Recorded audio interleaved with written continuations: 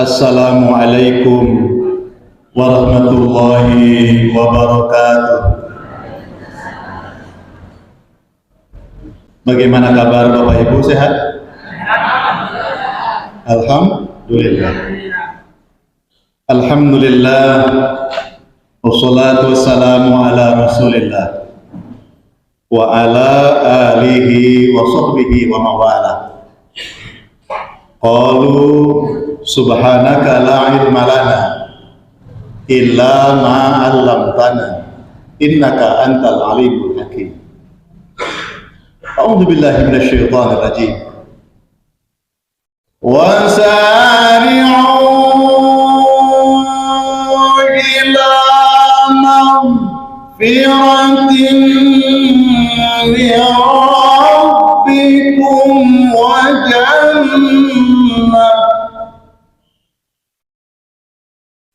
jannatin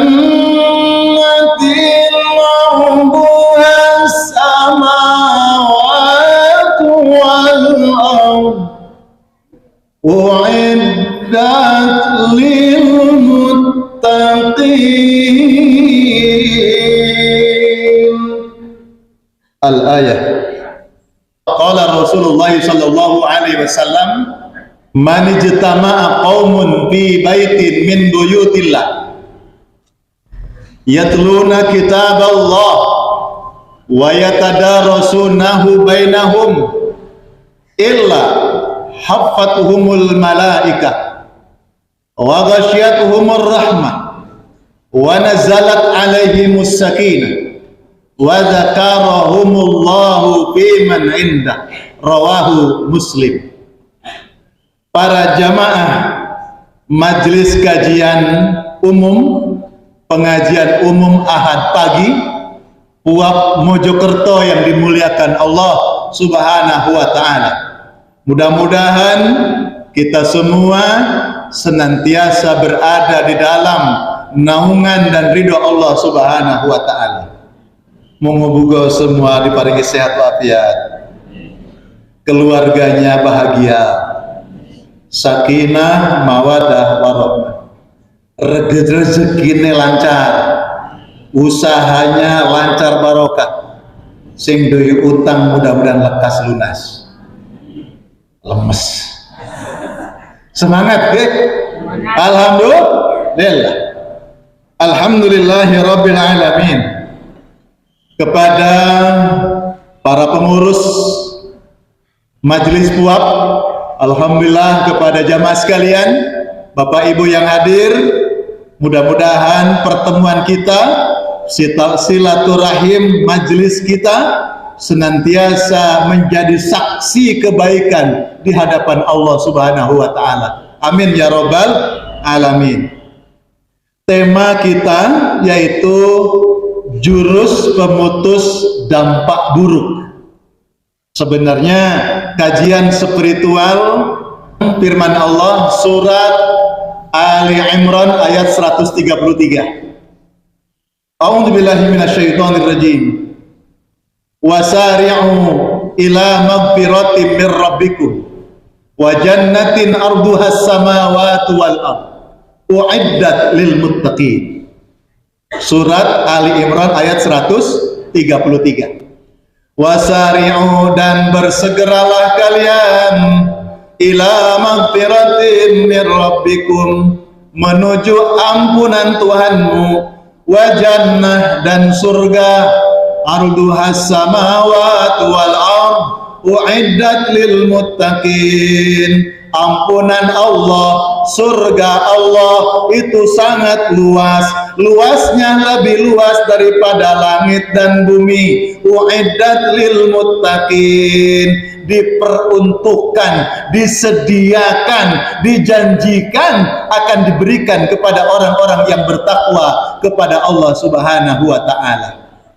Hadirin yang dimuliakan Allah, mudah-mudahan panjenengan yang datang dari rumahnya, dari kantornya, dari kontrakannya, dari perumahannya, dari masjidnya, dari tempat dimanapun panjenengan hadir di majelis ini, semoga Allah memberikan barokah, semoga Allah memberikan rezeki yang halalan thayyibah, semoga Allah menjadikan manfaat ilmu, semoga Allah mengajari kita ilmu yang belum tahu, sehingga dengan ilmu yang Allah ajarkan kepada kita, kita dibimbing oleh Allah di jalan yang diridhoi oleh Allah Subhanahu wa taala.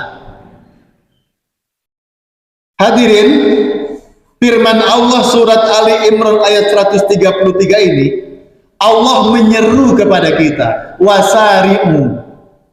Di dalam tafsir Al-Tabari, tafsir Al-Qutubi, bimakna wabadiru,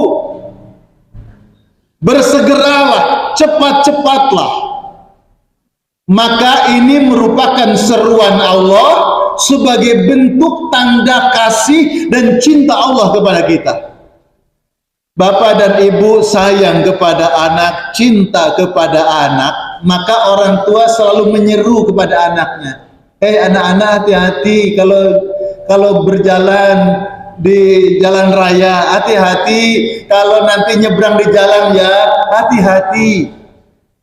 Allah menyeru kita, wasari'u, bersegeralah. Seruan Allah agar bersegera. Kenapa? Karena banyak manusia yang lalai, banyak manusia yang santai, banyak manusia yang tidak bersegera, banyak manusia yang leha-leha.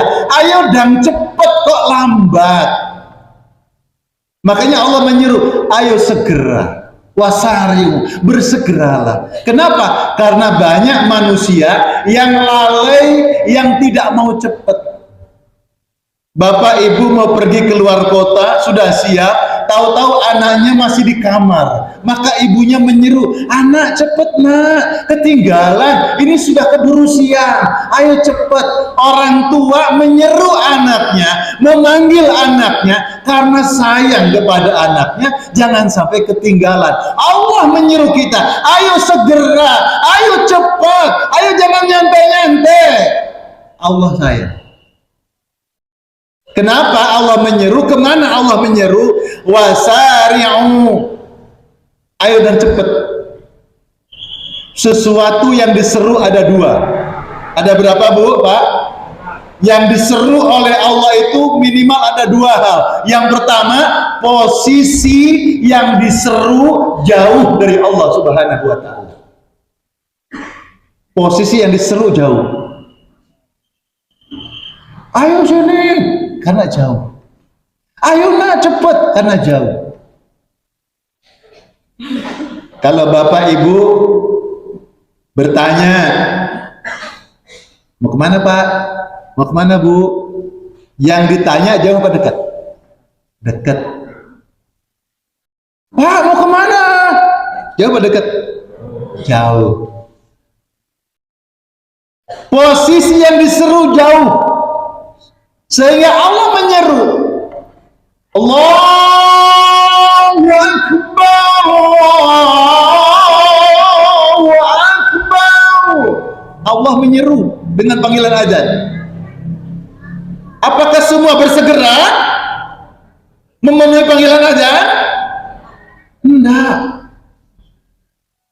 Sibuk, sibuk. Pak Ustadz, nanti saya rajin ibadah kalau sudah pensiun, Pak Ustadz. Kalau sudah sembuh sakitnya, Pak Ustadz, mau sholat ke masjid. Alhamdulillah, sudah diberikan tidak sibuk, ya tetap tidak ke masjid. Sudah diberikan sehat, tetap tidak ke masjid. Allah nyeru, ayo segera. Allah sayang kita. Jadi posisi manusia jauh. Tidak, kan sudah dekat. Allahu Akbar. Alhamdulillahi Rabbil Alamin, Ar-Rahmanir Rahim, Maliki Yaumiddin. Kan sudah sholat. Alhamdulillah. Tapi jangan sampai hatimu jauh ke Allah. Fisikmu sudah dekat, fisikmu ada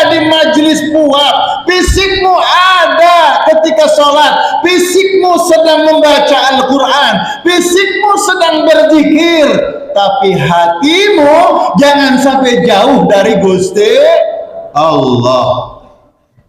Allah menyeru, qalu amanna bi afwahihim wa lam tu'min qulubuhum. Ada manusia berkata, kami beriman kepada Allah, dengan mulut mereka bilang beriman kepada Allah, tapi hatinya tidak beriman kepada Allah. Jauh. Maka jangan sampai panjenengan sholat Allahu Akbar, mari bar terus bubar, pikirannya camping kemana-mana. Sampai ada apa anekdot, kalau bapak ibu kehilangan suatu barang, lupa di mana naruhnya, maka sholatlah, insya Allah segera ketemu. Memang begitu Allah Akbar kepikiran, oh tadi keselip ternyata di atas lemari itu, waktu ambil buku-buku tumpuan itu, ketika sholat ketemu. Itu anekdot. Kenapa? Memang sholatnya belum dianugerahi khusyuk, sholatnya masih jalan-jalan. Kalau kita zikir Allahumma antas salam, lalu anda bilang Allahumma lantas jalan, jauh dari Allah. Lalu yang kedua, firman Allah surat Ali Imran 167, yaquluna bi afwahihim ma laysa fi qulubihim wallahu a'lamu bima yaktumun. Mereka berkata dengan mulut mereka yang tiada sesuai dengan hati mereka. Allah tahu apa yang mereka sembunyikan. Maka orang yang jauh dari Allah ngomongnya suka bohong, lain di mulut, lain di hati. Kenapa? Karena dia tidak melihat Allah, jauh dari Allah hati mereka. Tapi ketahui Allah tahu apa yang mereka sembunyikan, yang ada dalam hati mereka. Yang berikutnya surat Al-Hajj ayat 11. Wa minan nas may ya'budullaha ala harf. Di antara sebagian manusia ketika beribadah kepada Allah hanya casingnya saja, hanya tampilannya saja, hanya perwujudan luarnya saja. Masya Allah, pakai udeng, pakai jas, pakai jubah, pakai sorban besar-besar, tampilannya bagus, tapi hanya tampilan luar, hatinya tidak ke Allah. Awas, hati-hati, jangan nuduh, awas hati-hati, jangan memfitnah, awas hati-hati, jangan nyebut ke orang. Ini umum saudara, umum saudara. Siapapun bisa kenal Allah, yang berhijab, yang tidak berhijab, yang pakaian busana bagus, yang tidak. Saya sedang menganalogikan firman Allah, di antara sebagian manusia ketika beribadah kepada Allah hanya di permukaannya saja, hanya fisiknya saja, hatinya belum ibadah. Kenapa? Karena jauh dari Allah. Kok ada suami istri duduknya berdekatan, berhadapan, tapi kalau cerita berdua, ngomel-ngomel, tetangga sampai dengar. Kenapa? Orang dua duduknya berhadapan dekat, tapi harus teriak-teriak. Kenapa? Bukankah mereka sudah saling berdekatan? Iya, fisik mereka berdekatan, tapi hati mereka yang jauh. Saudara, orang kalau hati jauh dari rahmat Allah, gampang bertengkar, gampang berkelahi, gampang tersulut emosi, gampang terjadi masalah, betul? Tapi kalau orang itu kenal Allah, hati mereka akan lembut. Kenapa? Penuh dengan kasih sayang. Lagi sepeda motor disalip, ngamuk. Siapa itu? Nyalip, kejar. Oh, lampu merah. Kamu tadi yang dibuka helmnya. Tetangga sendiri ternyata. Nggak jadi marah. Kenapa? Karena sudah akrab, ada tautan hati. Tapi kalau tidak kenal, mungkin bisa musuhan. Lampu merah, buka helm, lagi gisik-gisik mata begini, lalu ada orang lihat gini, apa lihat-lihat? Wah, itu bisa berkata itu. Ya lihat mataku. Ya lihat-lihat. Ya nggak apa-apa aku lihat mataku. Tapi lihat-lihat aku. Nantang ya. Waduh, orang yang jauh hatinya dari kasih sayang Allah. Luar biasa. Maka Allah mengingatkan, wa minan nas may ya'budullah ala. Kita tidak termasuk, semoga kita tidak termasuk golongan orang-orang yang dikatakan oleh Allah ketika ibadah hanya casingnya saja. Kita ingin ibadah ini lahir batin, ingin seluruhnya. Maka majelis ini majelis yang memperbaiki diri. Maka disebut pengajian itu ngaji itu ngoji itu songolan siji. Ngaji itu apa? Upaya membenahi diri, untuk membenahi diri agar bisa mampu memanage lubang 9, lubang songo, dan lubang siji. Lubang 9, monggo dihitung. 2 lubang mata, 2 lubang hidung, 2 lubang telinga, 1 lubang mulut. Jumlah 7. Turun ke bawah 2 lubang, cari sendiri. Itu 9 lubang ditambah 1 lubang ingkang aji, yaitu hati. Makanya orang ngaji adalah orang yang mengkaji. Ngoji orang yang sedang membenahi diri dengan ilmu Allah supaya mampu memanage lubang yang 9 dan lubang yang 1 berada di jalan Allah Subhanahu wa taala. Allahumma sholli ala Muhammad. Maka jadi dekat hati kita ke Allah kalau kita kenal Allah. Jadi kenapa Allah menyeru? Karena posisi dia jauh dari Allah. Padahal Allah sudah mengumumkan, nahnu aqrabu min hablil warid. Kami, kata Allah.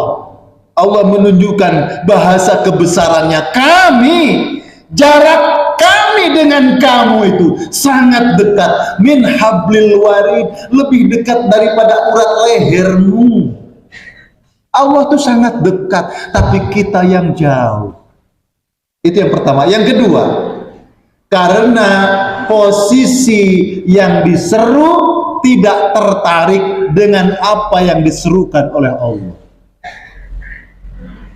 Posisi yang diseru tidak tertarik dengan yang diserukan oleh Allah.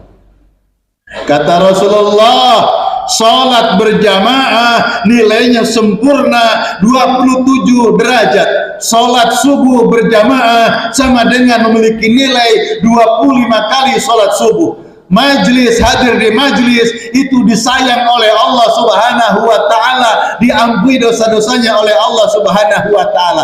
Perjalananmu ke masjid menjadi ampunan Allah. Perjalananmu ke masjid jadi saksi-saksi di hadapan Allah. Setiap langkahmu ke masjid akan menjadi saksi di hadapan Allah Subhanahu wa taala. Daun-daun ranting yang melambai, udara yang berhembus, kerikil jalanan yang kita lewati akan menjadi saksi di hadapan Allah. Ya Allah, si pulang jam sekian berangkat ke majelis puak, si pulang jam sekian berangkat ke masjid untuk sholat berjamaah, saya saksinya, kata makhluk Allah. Maka orang-orang yang hatinya hadir karena Allah Subhanahu wa taala, maka akan menjadikan momentum hidup ini ladang amal untuk akhirat. Kita tidak akan punya amal di akhirat kalau di dunia kita tidak melakukan aktivitas amal. Kita tidak akan punya amal di dunia kalau ketika hidup kita tidak punya amal, lalu keburu meninggal dunia. Posisi manusia tidak tertarik dengan surat Allah. Dipanggil ibadah nggak datang, dipanggil ngaji nggak pernah ngaji, hutangnya terus. Ya Allah ya Rabbana. Man bana lillahi masjidan, banallahu lahu baitan fil jannah. Orang yang ikut membangun masjid Allah. Nah, di mana nih ada masjid yang lagi dibangun? Panjenengan punya investasi, saya investasi tenaga, saya investasi uang.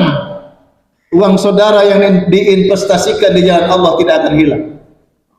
Bahkan Allah berjanji, banallahu baitan fil jannah. Allah akan membangunkan sebuah istana yang indah, yang menyenangkan bagi orang yang membangun masjid ketika di dunia. Tempatnya di istana surga yang indah bagi mereka yang ketika di dunia membangun masjid. Allahumma sholli ala Muhammad. Ayo tengok sekeliling yang butuh bantuan, masjid-masjid yang lagi membangun, dibantu. Jamaah sekalian yang dimuliakan oleh Allah. Ibadahnya orang mukmin itu unik, Pak, Bu. Panjenengan opo derek ngaos. Panjenengan Bapak napa apa jenengan malebetno arto wonten infak. Pinten? Masukan berapa? Gak apa-apa, banyak gak apa-apa, gak rugi. Ya, insyaallah. Jadi yang penting ikhlas Pak Ustaz. Ya nggak apa-apa, banyak nggak ikhlas nggak apa-apa. Ya, tak sampaikan. Amal itu banyak walaupun tidak ikhlas nggak apa-apa. Ikhlas itu bahasa hati. Tapi bahasa manfaat itu banyak walaupun nggak ikhlas, manfaat bagi orang. Lah begini maksud saya, orang mukmin itu ibadah, Pak. Infak itu asal kata nafiqah, sama dengan seakar kata dengan munafik. Munafik itu artinya apa? Dua lubang. Tikus itu masuk di lubang yang satu, keluarnya di lubang yang kedua. Itu tikus. Jenengan ada boten tikus gitu. Jadi infak munafik itu seakar kata dengan infak itu seakar kata dengan nifak, munafik. Sebagaimana ada dua lubang. Masuk di lubang yang pertama, keluar di lubang yang kedua. Infak pun begitu. Amalan orang mukmin itu begitu.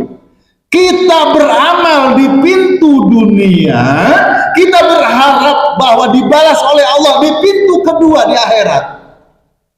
Itu maksudnya.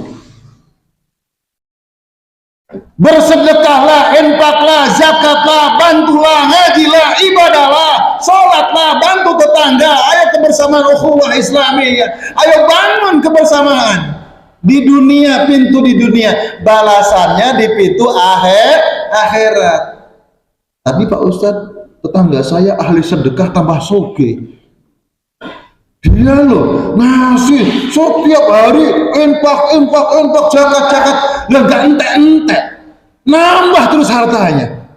Maka banyaklah infak sedekah, insya Allah dibalas oleh Allah. Jawabannya, apa yang kau kerjakan itu bukan balasan. Kalau setiap kebaikan lalu dibalas sekarang, maka untuk melakukan amal kebaikan panjenengan tidak perlu beriman kepada Allah. Sebab orang ateis yang tidak beragama, kalau setiap punya amal dibalas sekarang, tidak perlu pakai iman. Orang ateis menjadi orang yang pertama kali melakukan amal itu. Karena itu kita beriman, kita percaya amal dunia pasti dibalas akhirat. Maka jangan pernah mengeluh, Pak Ustadz, saya sudah sebulan tahajud, Pak Ustadz, saya sudah sebulan sholat duha, Pak Ustadz, tapi kok saya sumpah kayak usaha nggak lancar, masih gagal terus, Pak Ustadz, percuma berarti saya tahajud. Bukan, tahajudmu di dunia, balasannya di akhirat. Maka kalau ada orang banyak melakukan kebaikannya, banyak infak sedekahnya, lalu hidupnya tambah makmur, itu bukan balasan dari Allah, tapi sekedar percikan dari sekian kebaikan. Balasannya nanti di akhirat. Kalau saya punya sorot baterai, nyorot ke depan, yang saya maksud sorot itu di sana, tapi sekelilingnya itu terang, itu percikannya saja. Siapa yang menikmati kenikmatan dunia yang mewah luar luar biasa. Kata Rasulullah, kemewahanmu di dunia baru 1% aja belum nanti di akhirat. Sementara kebaikanmu di dunia yang kau beramal di dunia 100% diberikan oleh Allah nanti di akhirat sampai keluar semua. Semangat sekali tentara. Alhamdulillah diparingi sehat, Pak. Ujian saya itu kadang serak. Jadi ketika sering ngaji gitu terus suaranya habis. Alhamdulillah. Jadi masih bisa teriak-teriak. Ini sampai ngowos ya. Sepuntennya gitu. Jadi amalan-amalan kebaikan panjenengan lalu panjenengan diberkahi oleh Allah tidak menghilangkan pahala di akhirat. Makanya jangan ngamalkan itu sedekah biar dibalas Allah nanti jadi sugih. Bukan. Sedekah saja Allah pasti nyugihkan. Balasan pasti di akhirat. Saya sering mengkritisi contoh supaya usahamu lancar, amalkan sholawat 20.000 ya. Bukan gak boleh sholawatnya, sholawat sebanyak-banyaknya karena Allah, agar dicintai Rasulullah, agar mendapat Rasulullah, sahabat Rasulullah. Setelah itu engkau berdoa, apa doamu? Jadi apa? Amal sholawat, amal zikir itu mesti lillah, karena Allah, wujud cinta, wujud bakti, wujud taat kepada Allah Subhanahu wa taala, cinta kepada Rasulullah. Lakukan itu. Setelah itu berdoa, ya Allah, semoga engkau membantu usahaku. Begitu. Jangan diususkan, ya Allah saya mengamalkan 15.000 tahlil, 15.000 sholawat, semoga untuk membuka usaha saya. Ya itu boleh sebenarnya boleh, karena dalam beberapa terminologi dalil ada. Cuma untuk membenahi hati, wujudkan dulu kecintaanmu kepada Allah. Apa yang kau kerjakan, bentuk taatmu kepada Allah, bentuk cintamu kepada Rasulullah. Lalu setelah itu berdoa. Itu lebih menyelamatkan, saudara. Makanya ketika diumumkan kenikmatanmu di dunia akibat amal soleh, kebaikanmu di dunia, itu bukan balasan dari Allah, balasanmu tetap di akhirat. Wow, berarti kan luar biasa. Ibarat engkau menanam padi, rumput bisa tumbuh. Padahal tujuannya padi untuk panen. Amalnya untuk akhirat, tapi dapat dunia. Betul. Maka jangan niat untuk dunia, terputus akhirat. Niat ibadah untuk akhirat. Ridha Allah. Para jamaah sekalian, kadang saya setelah semangat 632 ini. 632. Ya, kurang.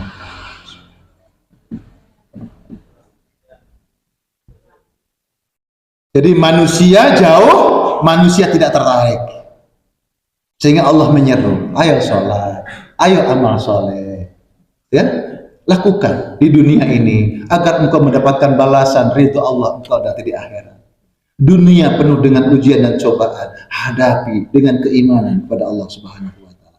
Cepat-cepat bersegera menuju kemana segera? Ila maghfirah, menuju ampunan. Ampunan siapa? Ampunan Allah. Tidak ada yang dapat mengampuni dosa kecuali Gusti Allah Subhanahu wa taala.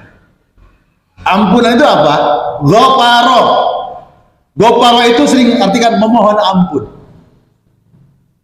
Ghafara dalam makna yang lain memutus. Orang Arab negeri panas, laki perempuan sama memakai kerudung. Ada kain yang dikerudungkan di atas kepalanya. Yang pernah haji umroh, laki perempuan, itu namanya nubfar. Apa nubfar? Sekalipun terik matahari yang panas, maka sinar cahaya matahari yang panas tadi tidak langsung menyentuh kulit muka, tapi diputus oleh kain nubfar ini. Maka itu disebut istighfar. Maka orang-orang yang menuju istighfar, menuju ampunan Allah, memperbanyak kalimat istighfar. Astagfirullah, astagfirullah, ya Allah mohon ampun ya Allah, butuh ampunanmu ya Allah, rugi kalau engkau tidak ampuni aku ya Allah, ya Allah aku akan rugi selamanya kalau engkau tidak ampuni aku ya Allah. Astagfirullah, minta ampun kepada Allah. Maka orang yang banyak memohon ampun kepada Allah, orang ini sedang memproses dirinya agar Allah membuat sebuah Hukum pemutus sebab akibat, pemutus hukum kausalitas. Orang berdosa dampaknya disiksa, orang jahat dipenjara. Gitu? Jangan jauh-jauh. Saya mau praktekkan misuh ambil sebelah misuh. Pasti dibalas misuh. Kalau mau balas. Artinya apa? Orang berbuat jahat dibalas jahat. Nah, orang yang banyak istighfarnya diputus oleh Allah, tidak berdampak. Keburukannya tidak berdampak buruk. Itu istighfar. Di dalam beberapa tafsir, maghfirah, ampunan, tidak hanya bermakna memohon ampun dengan kalimat istighfar, tapi bermakna al-a'malus sholihah, amal soleh, ibadah, infak, sedekah, zakat, semua amal-amal soleh orang yang beriman itu maknanya istighfar sebagai pemutus segala keburukan yang akan terjadi. Alhamdulillah, Bapak Ibu, hari ini kita diparingi sehat dan sukses. Alhamdulillah. Ada peribahasa mengatakan siapa yang menanam, dia yang akan memanen. Terus, siapa yang menyemai benih, dia yang akan mengetam hasilnya. Betul. Tetapi peribahasa tersebut tidak 100% benar. Bapak Ibu, hari ini adalah panenan masa lalu. Siapa yang pernah bercocok tanam untuk kehidupan Bapak Ibu sekarang? Ya saya sendiri. Tidak. Kita menjadi seperti sekarang ini pasti ada cocok tanam pihak lain. Siapa? Orang tua kita, ayah ibu kita, nenek moyang kita, orang-orang mukmin, tetangga kita yang kita sudah kenal maupun yang belum kita kenal. Mereka punya investasi untuk kebaikan kita. Bukankah usai doa kita, usai sholat kita berdoa, Allahumma ighfir lil mu'minin wal mu'minat wal muslimin wal muslimat al-ahya'i minhum wal amwat, Rabbana atina fid dunya hasanah wa fil akhirati hasanah wa qina adzabannar. Itu doa yang dilantunkan oleh orang mukmin untuk semua kaum mukminin, baik yang dikenal maupun yang tidak dikenal. Itu adalah semaian benih, itu adalah cocok tanam. Maka Bapak Ibu sukses hari ini bukan semata-mata usaha pribadi, tetapi ada investasi orang lain. Kata ibunya bapaknya di masa yang lalu, ya Allah, aku redha hidupku menderita susah seperti ini ya Allah, aku rela ya Allah, tapi aku meminta kepadamu mudah-mudahan anak turunanku tidak susah seperti orang tuanya, anak turunanku lebih sukses ya Allah. Itu doa orang tua, itu cocok tanam. Nah, kita jangan nunjuk kasus. Ada orang kok uripe sumpah keruwet, jangan-jangan orang tuanya nggak kenal agama dulu, terus dibully. Oh, wong tuamu dulu kiri, wong tuamu nggak kenal Allah. Jangan, karena boleh jadi itu semata-mata ujian dari Allah saat ini menguji kita. Maka setiap kita ini sekarang adalah bercocok tanam. Kita hari ini sedang bercocok tanam. Cuma cocok tanam itu ada dua, cocok tanam kebaikan, cocok tanam keburukan. Kalau panjenengan meso hari ini itu cocok tanam keburukan. Kalau panjenengan hadir dalam majelis karena Allah Ta'ala, cocok tanam kebaikan. Orang bercocok tanam hari ini dia akan punya panenan di masa sekarang dan masa depan, bukan hanya untuk dia sendiri tapi untuk anak turunan. Lalu kok ada orang tua cocok tanamnya buruk terus, dia tidak sayang sama anak keturunannya, akan punya panenan yang buruk. Lalu dosa apa anaknya dibegitukan sama orang tuanya? Kok orang tua gak kenal Allah, gak kenal sholat, gak kenal ngaji, gak kenal infak sedekah? Kasihan anak-anakmu. Dosa apa anakmu? Lalu mendapatkan panenan yang tidak baik. Jadilah orang tua yang bijaksana, punya amal soleh, punya cocok tanam yang baik, agar anak-anak kita yang tidak berdosa punya dampak baik, panenan yang baik. Bisa dipahami? Itulah istighfar, pemutus segala keburukan yang akan terjadi, yang akan menimpa. Dan bukan hanya itu, agama Islam ini agama yang memberikan rasa optimis yang luar biasa. Bapak Ibu pernah check up ke dokter yang lengkap, ketemu apa? Teman-teman saya itu kalau suruh check up lengkap, tentara kan setiap tahunan ada check up lengkap, itu banyak yang nggak mau, takut ketemu penyakitnya. Dia sehat, tapi kalau check up nanti ketemu penyakitnya malah jadi sakit. Kenapa? Psikologis, jadi lemes deh. Aku malas check up, takut tahu. Ya Allah, itu psikologis saja. Maksud saya begini, kan ada orang tua itu menderita penyakit tertentu yang nurun, ada nggak? Kenapa kok kamu punya sakit gini? Oh dulu nenekku, oh dulu abahku juga punya begini. Nah, terus kamu sekarang begini, jangan-jangan anak cucumu juga kebagian, gitu toh? Jangan khawatir, punya Allah. Allah memberikan solusi. Beristighfarlah. Putus semua itu. Jangan sampai dihadiahkan, jangan sampai diwariskan kepada anak turunmu. Putus, istighfar kepada Allah, datang kepada Allah, ibadah kepada Allah. Itulah rasa optimis. Saya punya kawan luar biasa, 7 rumah sakit internasional di luar negeri mengatakan, Bapak ini kurang 3 bulan meninggal dunia. Akhirnya pulang ke Indonesia. Sekira tahun 90-an saya ketemu. Lalu dia jadi aktivis masjid, ngurusi masjid. Ibadah ke Allah, tahajud, minta ke Allah, pasrah semua, terima semua. 1 bulan dia check up, seluruh penyakitnya sudah tidak ada. Dia sehat total, alhamdulillah, masya Allah. Itu cara Allah. Diputus semua dengan amal soleh. Itulah istighfar. Maka hari ini kita ngaji, menghadirkan motivasi, menghadirkan rasa optimis sebagai mukmin. Ayo datangi Allah, ayo berbaik dengan amal soleh, supaya apa? Kehidupan kita hari ini, kehidupan di masa depan untuk anak turunan kita diperbaiki hidupnya oleh Allah Subhanahu wa Ta'ala. Surat Al-Fat ayat 2 ayat ketiga. ليغفر لك الله ما تقدم من ذنبك وما تأخر ويتم نعمته عليك ويهديك صراطا مستقيما وينصرك الله نصرا عزيزا. Orang yang banyak istighfarnya, orang yang banyak takwa amal solehnya, kata Allah, liyaghfiralakallah ma taqaddama. Allah akan mengampuni dosa-dosa yang telah lalu. Keburukan di masa yang lalu diputus oleh Allah, tidak berdampak buruk. Wa ma ta'akhkhara, dan keburukan yang diperbuat di masa lalu maupun sekarang diputus, tidak berdampak buruk pada kehidupan yang akan datang.